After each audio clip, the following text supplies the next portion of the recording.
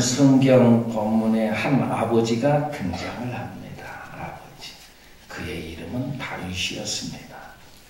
원래 다윗은 목동이었어요. 양을 치는 양치기였어요. 그런데 어느 날 그가 사울에게 발탁돼가지고 어느 기회가 됐을 때 골리앗 장군을 때려 눕힘으로 인하여서 한순간에 일약 장군이 돼요.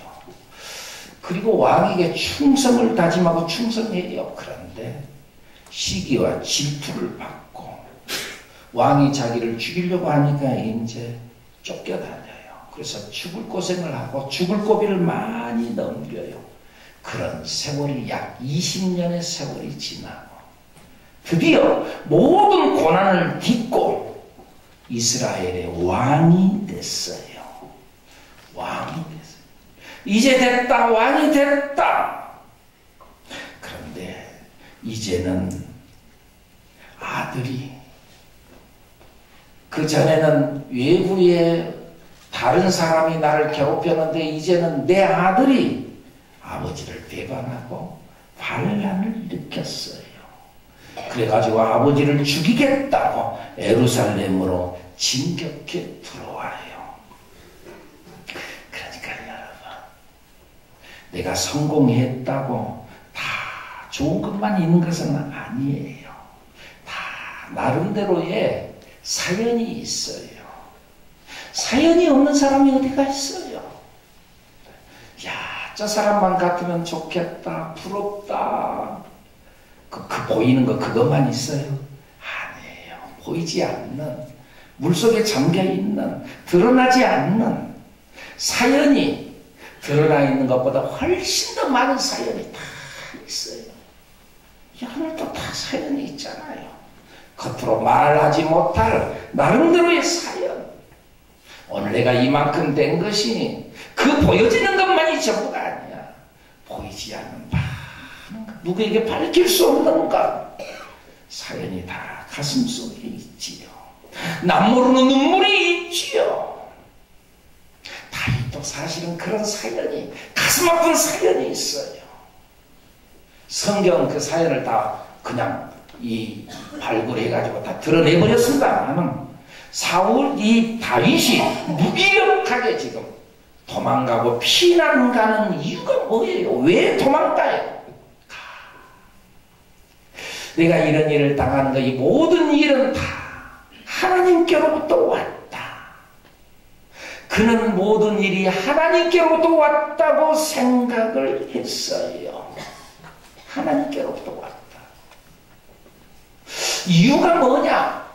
우리가 다 잘 알다시피 다윗이 한때 잘 나가고 자기가 왕이 되고 이제 됐다, 복을 받았다 그랬을 때 한눈 팔잖아요. 한눈 팔잖아요. 그러다가 자기를 위해 목숨 걸고 생명 걸고 충성해주는 자기의 부하 우리아의 아내를, 자기 부하는 자기를 위해서 전쟁터에 나가는, 자기는 궁중 안에 있으면서 부하의 아내를 자기 아내로 삼아버리고 이런 파렴치한 죄를 짓잖아요. 그리고 이 일이 들통날 것 같으니까 자기를 위해 생명 걸고 싸우는 자기의 부하는 전쟁터 깊숙이 들어가게 만들어서 죽게 만들고 이런 죄를 지었어요. 하나님이 그걸 모를 이유가 없지요. 다 알지요. 그래서 하나님께서 당신의 종 나단 선지자를 보내가지고 그를 책망하면서 어찌해서 이런 일을 행했습니까? 나단 선지자가 그를 향하여 책망하면서 하는 말이, 이제 당신의 집에 칼이 떠나지 아니할 것입니다. 당신의 집에 칼이 떠나지 아니하고 당신의 부하의 아내를 은밀한 곳에서 숨어서 아무도 보이지 않는 곳에서 은밀한 일을 행했지만 나는 온 이스라엘 앞에서 백주에 너의 가족을 이 일을 행하게 만들겠다. 그렇게 심판을 선언해요. 그런데 아니나 다를까, 자기 집안에서 이복 남매간 강간 사태가 일어나고 형과 아우가 이복 형제가 칼 들고 싸워서 살인사건이 일어나고 우리 가족 안에서 살인사건이 일어나고 지금 이런 일이 일어나고 지금 현재는 아들이 반란을 일으켜가지고 아버지 죽이겠다고 지금 예루살렘을 향하여 진격해와 이 일이 하나님으로부터 왔다. 그걸 생각해요. 그 증거가 사무엘하서 16장에 보면은요, 이렇게 피신해 가는 중에 시므이라고 하는 사람이 다윗을 피신해 가는 다윗을 보면서 돌을 들어가지고 막 던지면서 이 저주받은 자야. 네가 전쟁을 일으켜가지고 사울을 죽이고 그러더니 너도 그 피값을 받는다. 그러면서 시므이가 왕을 막 저주해요. 그때 다윗 곁에 있던 장군 하나가 칼을 빼들고 왕이여, 저 개같은 존재, 죽은 개같은 존재인데 내가 단칼에 저를 빼버릴까요? 그랬더니 다윗이 그걸 가로막으면서 아니다. 시므이가 하는 말이 아니고 하나님께서 저를 통해서 시키신 일이다. 하나님 앞에서 내가 받는 채찍이고 심판이다. 이것이 하나님으로부터 왔다고 생각했어요. 사랑하는 여러분, 오늘 나에게 주어지는 일들이 우연히 왔다고 생각하지 마시고 결국은 하나님으로부터 온 것인 줄로 믿습니다. 우연이 아니에요. 다윗은 우연으로 생각하지 않았어요. 하나님이 내게 내린 심판이고 하나님께로부터 왔다. 삽필, 규정, 인과 음보 받아들였어요. 여러분, 나에게 어떤 일들이 오나요? 왜 나에게 이런 일들이 오나? 그런 말 하지 말고 바뀌어지지 않는 것은 받아들일 줄 아는 믿음이 있어지기를 바랍니다. 요셉이 형들에게 미움을 받고 팔려가잖아요. 종살이 하잖아요. 누명 쓰고 감옥에 들어가잖아요. 그 세월이 13년 세월이 지나고 그 다음에 또 9년의 세월이 지나고 난 이후에 22년 만에 자기를 팔아넘겼던 형들이 자기 발 앞에서 무릎을 꿇어요.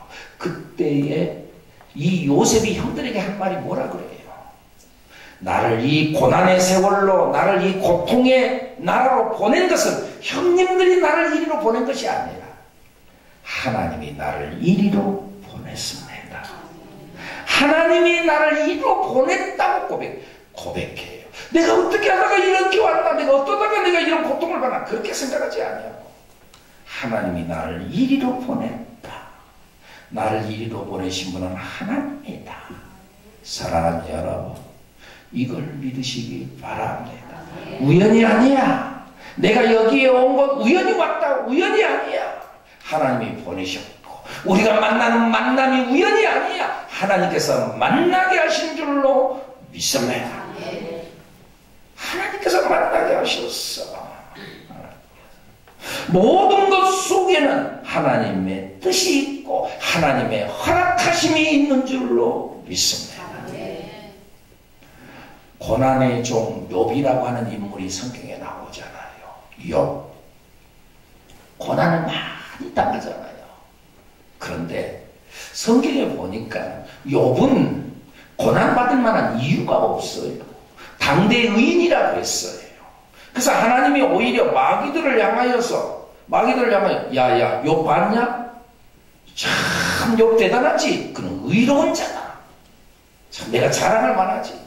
그러니까는 마귀가 하나님 앞에서 아이고 하나님 앞에 복을 많이 받으니까 그러지요. 저에게 저 가지고 있는 거 조금만 뺏어가 보세요. 대번에 하나님을 원망할 겁니다. 그러니까 그러냐? 그거 한번 시험해 봐라. 그래가지고 그가 갖고 있는 것을 싹 다 뺏어가요. 싹 뺏어가요. 재산 가져가죠. 자식들 데려가 버리죠. 다 데려가 버려요. 그러나 그럼에도 불구하고 욥은 뭐라 그래요? 하나님을 원망하지 않았다. 주신 자도 여호와시요 취하신 자도 여호와십니다. 나중에 이 마귀가 다시 사탄이 하나님 앞에 왔어요. 야, 욥 봤냐? 진짜 나 원망하던?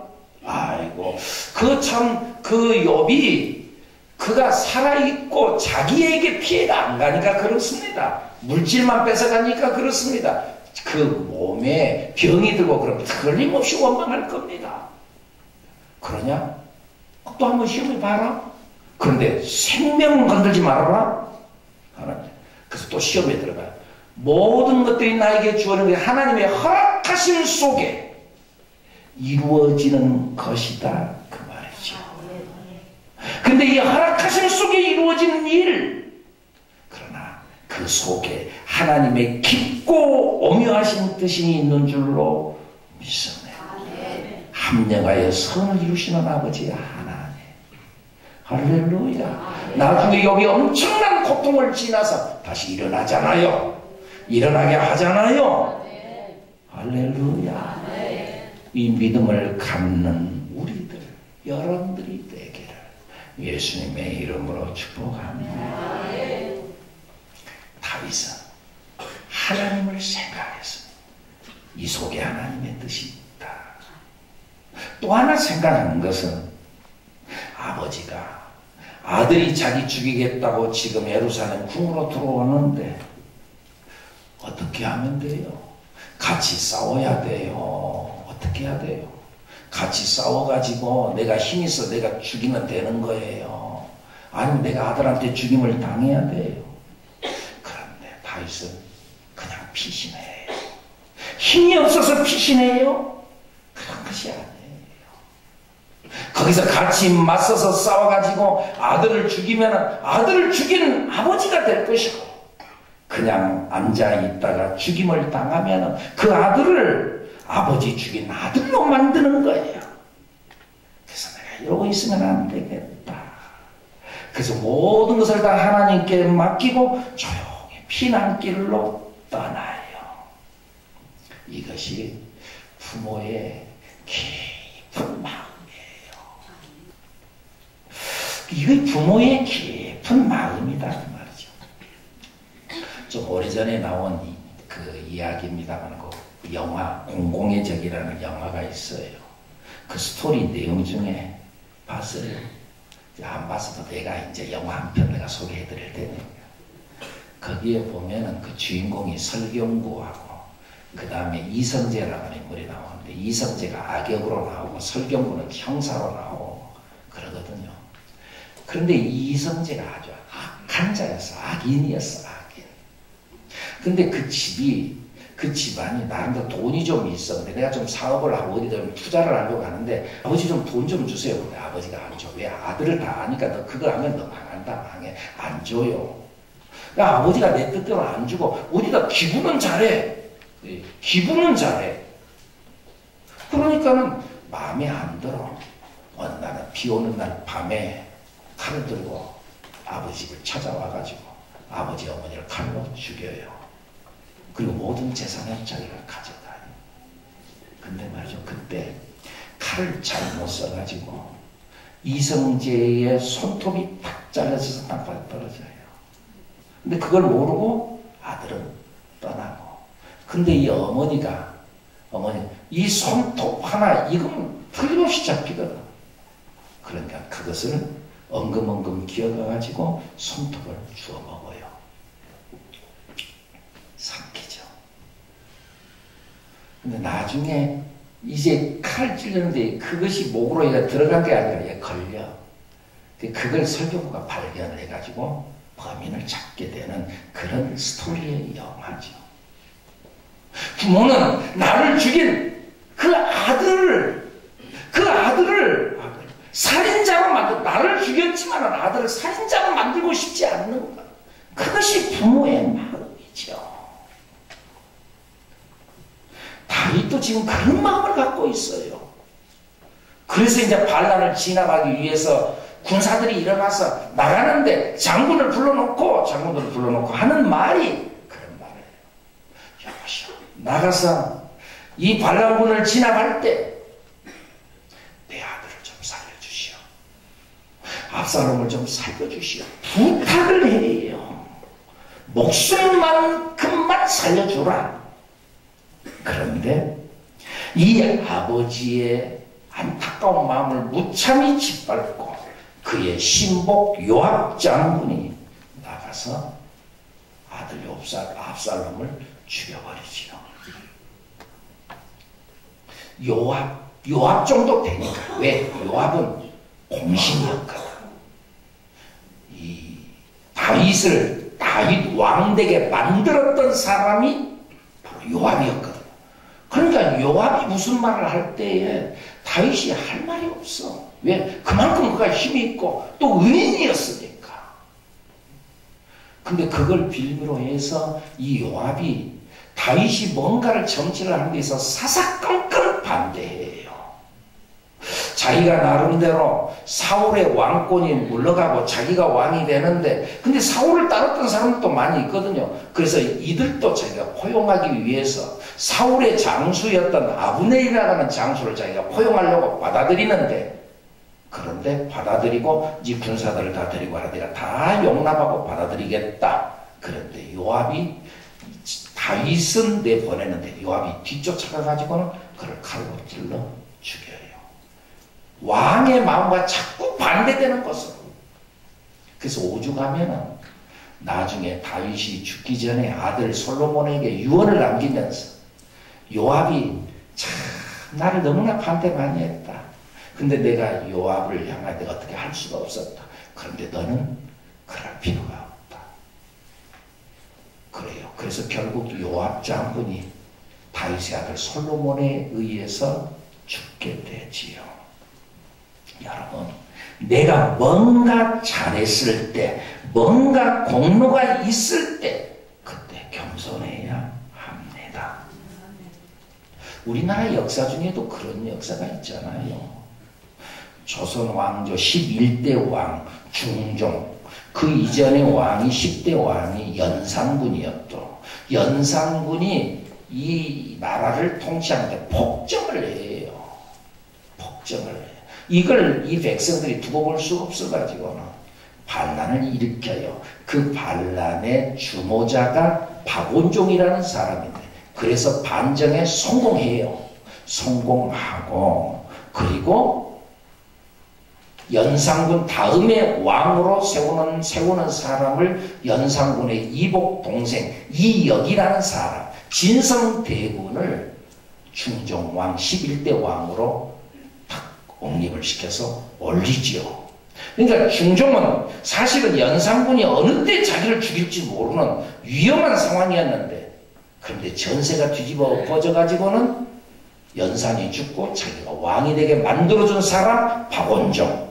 그런데 한 10년 동안을요, 이 공신 박원종이 때문에 정치를 못해요. 소신껏 정치를 못해요.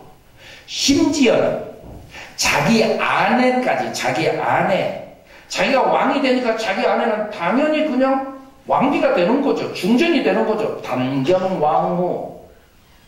그런데 이 왕비가 이전에 이 폭정에 연관되어져 있는 사람이라 그래가지고 폐위를 시켜요. 나는 살아가는데 박원종이 때문에 내 아내를 버릴 수밖에 없어요. 왕이 된 지 7일 만에 자기 아내를 버릴 수밖에 없도록 만든 사람이 박원종이죠. 무엇 때문에? 자기가 공신이거든. 그러기 때문에 왕이 박원종에게 말을 못해요. 지금 현재 다윗이 그런 현장, 그런 입장에 섰어요. 그리고 아들이 죽었다는 소식을 듣고 아버지가 오늘 성경 본문에 보니까 통곡을 하고 막 울어요. 압살롬아, 압살롬아, 내 아들 압살롬아, 차라리 내가 대신 죽었다면 좋았을 것을, 내가 죽었으면 좋았을 것을, 내가 죽고 너를 살렸어야 되는데 이것이 아버지의 마음이었죠. 근데 내가 죽은 것이 아니라 아들이 죽었어. 그것 때문에 막 울어요, 울어. 오늘 본문의 말씀이 지금 그 말씀이에요. 33절 말씀 한번 읽어볼까요? 시작. 왕의 마음이 힘이 아파 문 위층으로 올라가서 우니라. 그가 올라갈 때 말하기를 내 아들 압살롬아, 내 아들 압살롬아, 차라리 내가 너를 대신하여 죽었다면 압살롬 내 아들아 하였다. 아들 압살롬을 부르면서 압살롬하고 부르면서 차라리 내가 죽었으면 더 좋았을 것은 이것이 부모의 마음이었다. 그 말입니다. 여러분, 오늘 우리들이 그 부모의 마음을 알고 깊은 마음을 알아 부모를 공경할 줄 알고 우리들 여러분들이 되기를 예수님의 이름으로 축복합니다. 그런데 여러분, 여기 다윗은 차라리 내가 대신 죽었으면 좋았을 것을, 네가 죽었다고 통곡을 하는데 자기는 못 죽었어. 말로는 그렇게 할 수 있어. 내가 차라리 대신 죽었 좋겠어. 그런데 우리의 하늘 아버지께서는 우리를 대신해서 진짜 죽어주셨어요. 우리가 죄 가운데 있다고 그냥 심판만 하는 것이 아니라, 심판만 하시는 하나님이 아니라 하나님은 대신 죽어주셨어요. 우리가 성지순례를 가면은요, 예루살렘, 이스라엘 예루살렘에 가면 예루살렘의 저쪽 동편에 감람산이라고 하는 산이 있어요. 그 감람산 중턱쯤 보면은 교회가 하나, 그 큰 교회가 아니라 조그마한 교회가 하나 세워져 있는데, 교회 모양이 의미 있게 좀 이상하게 교회가 세워져 있어요. 근데 그 모양을 가만히 보면은 눈물 모양으로, 지붕이 눈물 모양, 물이 톡 떨어지는 눈물 모양으로 지어졌어요. 그래서 흔히 말하기를 눈물교회다, 그렇게 말해요. 근데 그 자리, 그 현장이 어떤 현장이냐 하면은, 예수님께서 마지막 이제 십자가에 돌아가시기 전에 그 감람산 중턱에서 예루살렘을 이렇게 내려다보면 시가지가 쫙 보여요. 이 뷰가 좋아요. 전체가 쫙 보여요. 근데 그 예루살렘을 내려다보면서 마태복음 23장 37절의 말씀에 보면은 예수님께서 예루살렘아, 예루살렘아 하고 울면서 기도해요. 예루살렘아, 예루살렘아, 암탉이 그 새끼를 날개 아래 모음같이 내가 너희를 모으려고 한 일이 몇 번이더냐. 근데 너희들이 원하지 아니했다. 예루살렘아, 예루살렘아, 내가 너희들을 모으려고 그렇게 했는데, 암탉이 뼈마리를 모으듯이 그렇게 모으려고 했는데 내 말을 듣지 않았다. 하나님은 우리를 품으려고 그렇게 우리를 향하여 부르면서 아들아, 아들아, 내 아들아, 내 아들아, 내 딸아, 내 딸하고 우리의 이름을 부르면서 내 딸아, 내 딸아 부르면서 우리를 품에 안기를 원하는데, 그렇게 끊임없이 자꾸 뛰쳐나가고 배반하고 하나님을 향하여 원망하고, 그런데 하나님께서 지금도 자기가 대신 죽으면서까지도 우리를 부르시는 그 부르신 부름, 사랑하는 여러분들, 오늘 이 부름에 응답하는 여러분 되기를 바랍니다.